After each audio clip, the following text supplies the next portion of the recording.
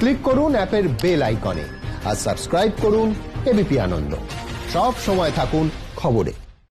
जब national level पर बात होती तो प्रधानमंत्री जी ने भी चीफ मिनिस्टर्स के साथ मीटिंग की, आपने भी की है, लेकिन ऐसे लगता है जैसे राजनीति जो है वो हावी है even in this covid fight. Piyush ji ने ट्रेन्स का इंतजाम किया तो ममता जी ने मना कर दिया, या फिर उद्धव जी ने कहा कि हमें नहीं चाहिए अभी। तो इस सब में जो फेडरल स्ट्रक्चर है वो जैसे लग रहा था कोलैप्स कर गया। शुरुआत में तो ठीक था, लेकिन अब जैसे लगता है कि पॉलिटिक्स जो है वो हावी है। छोटी छोटी बातों को ज्यादा तूल नहीं देना चाहिए। जैसे यहाँ पर आपने जिक्र किया कि भाई होम आइसोलेशन में विवाद हो गया, कोई विवाद नहीं हुआ है। देखिए दिल्ली में जितने भी डेथ हुए थे कोविड के कारण, इनका एनालिसिस लगभग 50% डेथ 1 दिन से 3 दिन के अंदर एडमिशन के अंदर ही हो गए। इसका अर्थ ये होता है कि होम आइसोलेशन से व्यक्ति ज्यादा अपनी स्थिति बिगाड़ कर आता है। अब हमने रैपिड टेस्ट मतलब एक फास्ट टेस्टिंग की प्रक्रिया चालू करी है, और उसके कारण जो पॉजिटिव पाए जाते हैं इसमें 2 क्राइटेरिया करे हैं। एक तो आइसोलेशन के लिए जिसके घर में 2 कमरों से ज्यादा व्यवस्था ही नहीं है, वो क्या आइसोलेट करेगा अपने आप को? वो तो चॉइस है, फिर क्वारंटाइन सेंटर में जाए, इंस्टीट्यूशन क्वारंटाइन सेंटर में जाए। दूसरा, जिनको डायबिटीज है, ब्लड प्रेशर है, कैंसर आदि कोई बड़ी बीमारी है जिसके कारण इसकी इम्यूनिटी कम हुई है, ऐसे लोगों को भी हमने आइसोलेशन सेंटर में भेजने के लिए निर्णय किया है। अब इस पर थोड़ी बयानबाजी होगी, राजनीति है स्मिता जी, मगर फैसलों से कोई फर्क नहीं पड़ा। जैसे मैं कहता हूं, हमारी मीटिंग के पहले दिल्ली में 25 मार्च से 14 जून तक लगभग 2,41,000 टेस्ट हुए थे, तो प्रतिदिन 4500 टेस्ट होते थे। अब 15 जून से लेकर 25 जून तक 11 दिनों में 1,75,141 टेस्ट हुए, तो प्रतिदिन 16,000 टेस्ट हुए, तो 4.5 गुना टेस्ट की बढ़ोतरी करी है हमने। इसीलिए नंबर बढ़े हैं। नंबर तो प्रारंभिक बढ़ेंगे, मगर वो फैलने की गति भी कम हो जाएगी।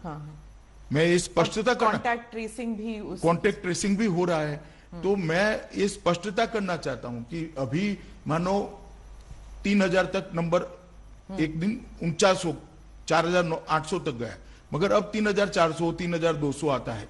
ये इसलिए आता है कि पहले 4500 की जगह 16,000 टेस्ट हो रहे हैं, तो नंबर थोड़ा बढ़ेगा, मगर ये जो 3,400 लोग आइडेंटिफाई हो गए, इनके आइसोलेशन के कारण वो फैलाएंगे नहीं। वो जिन जिन को मिले इनके भी हम दूसरे दिन टेस्ट कर रहे हैं। ये पूरी व्यवस्था नीचे तक, वार्ड तक, घर तक करने की व्यवस्था दिल्ली सरकार, भारत सरकार और एमसीडी ने मिलकर करी है।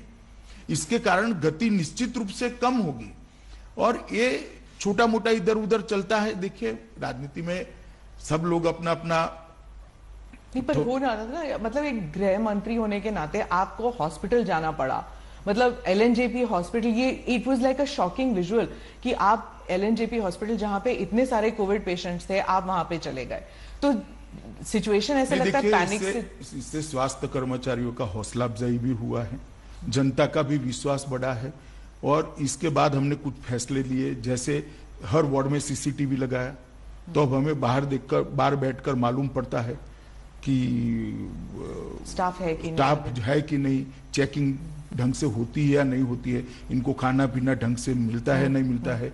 और जब रसोई बंद हो जाती थी वहां पर, कोई रसोई खाना बनाने वाला कर्मचारी ही अगर संक्रमित हो गया तो बंद हो जाता था, तो हमने एक वैकल्पिक व्यवस्था करी जिससे वैन से आते हैं। मैं वहाँ परिचारिकाओं को भी मिला, अपने नर्सिस बहनों को भी मिला, उनकी दिमागी मतलब लड़ रही है बहादुरी के साथ, फिर भी वो अपने आप को अकेला महसूस करती थी, तो साइको सोशल काउंसलिंग की भी शुरुआत हमने की। इसके कारण एक इनका भी हौसला बढ़ा है। डॉक्टरों के साथ बात करने से जमीनी दिक्कतें भी काम में आई, और ये सारों को एम्स के डायरेक्टर भी मेरे साथ थे, आईसीएमआर के अध्यक्ष भी मेरे साथ थे। ये सब ने इसको अपनी टीमें जो विजिट में गई, ये सारी चीजें हर अस्पताल की चेक कर उसी मॉडल पर उसको सुधारने का हमने काम किया। एक बाहर बोर्ड लगा दिया गया, इलेक्ट्रॉनिक डिस्प्ले, और बेड का रियल टाइम स्टेटस हर घंटे वहां होता है, जिससे कोई मरीज को ना बोल सके।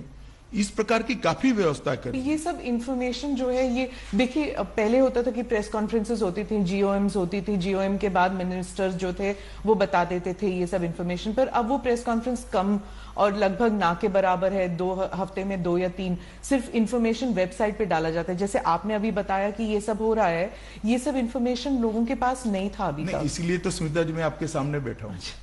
सर, दिल्ली सरकार ने कहा है कि अनऑफिशियली कह रहे हैं कि कम्युनिटी ट्रांसमिशन दिल्ली में हो चुकी है, लेकिन ये जो है ये ऑफिशियली सिर्फ सेंट्रल गवर्नमेंट कह सकती है। तो क्या ये सही है कि दिल्ली में कम्युनिटी ट्रांसमिशन हो चुका है कोविड का? देखिए, मैं कुछ भी छिपाना नहीं चाहता, और छिपाने से आगे का रास्ता भी संकरा होता है, खुलता नहीं है।